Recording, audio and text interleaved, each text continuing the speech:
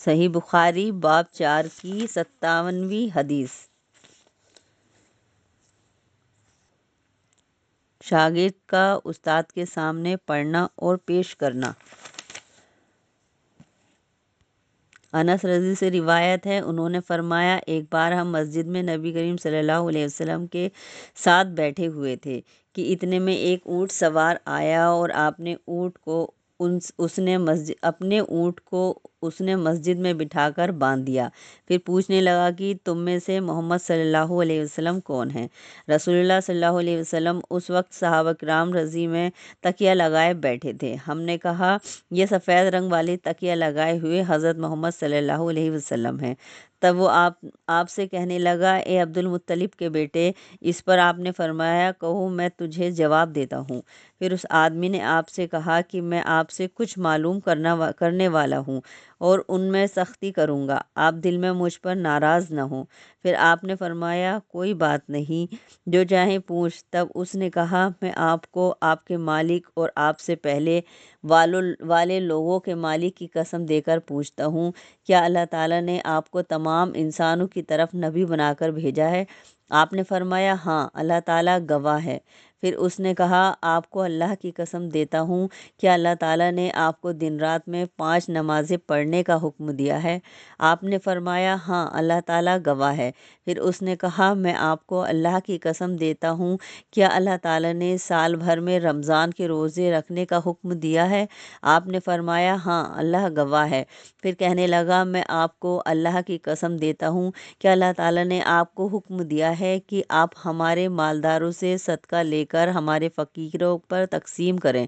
آپ نے فرمایا، ہاں، اللہ گواہ ہے۔ اس کے بعد وہ آدمی کہنے لگا، میں اس شریعت پر ایمان لاتا ہوں جو آپ لائے ہیں۔ میں اپنی قوم کا نمائندہ بن کر آپ کی خدمت میں حاضر ہوا ہوں۔ میرا نام جمام بن ثعلبہ ہے اور میں سعد بن ابی بکر نامی قبیلے سے تعلق رکھتا ہوں۔ فائدے: اس حدیث سے خبر واحد ایک آدمی کے بیان پر عمل کرنے کا ثبوت ملتا ہے، نیز اگر دادا کی شہرت زیادہ ہو تو اس کی طرف نسبت کرنے میں کوئی حرج نہیں۔ 58ویں حدیث۔ ابن عباس رضی سے روایت ہے کہ رسول اللہ صلی اللہ علیہ وسلم نے اپنا خط ایک آدمی کے ساتھ بھیجا اور اس سے فرمایا کہ یہ خط بحرین کے گورنر کو پہنچا دو۔ پھر بحرین کے حاکم نے اس کو کسریٰ تک پہنچا دیا۔ کسریٰ نے اسے پڑھ کر پھاڑ دیا۔ راوی نے کہا، رسول اللہ صلی اللہ علیہ وسلم نے اس پر بد دعا کی کہ اللہ کرے وہ بھی ٹکڑے ٹکڑے کر دیے جائیں۔ فائدے: اس حدیث سے مناولہ اور علم والوں کی باتوں کو لکھ کر کے دوسرے ملکوں میں بھیجنے کا ثبوت ملتا ہے، نیز یہ بھی معلوم ہوا کہ غیر مسلم حکومت سے جنگ کا اعلان کرنے سے پہلے اسے دین اسلام کی دعوت دی جائے۔ 60ویں حدیث۔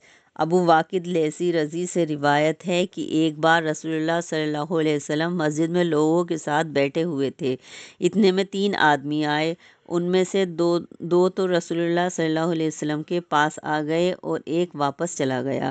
راوی کہتا ہے کہ وہ دونوں کچھ دیر رسول اللہ صلی اللہ علیہ وسلم کے پاس ٹھہرے رہے، ان میں سے ایک نے حلقے میں گنجائش دیکھی تو بیٹھ گیا اور دوسرا سب سے پیچھے بیٹھ گیا، تیسرا تو واپس جا چکا ہی تھا۔ جب رسول اللہ صلی اللہ علیہ وسلم تقریر سے فارغ ہوئے تو فرمایا، کیا میں تمہیں ان تینوں آدمیوں کا حال نہ بتاؤں؟